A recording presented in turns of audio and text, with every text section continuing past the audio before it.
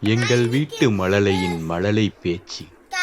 இவர் சொல்லும் அனைத்தையும் சரியாக சொல்பவர்களுக்கு கோடி ரூபாய் கொடுக்கப்படும்.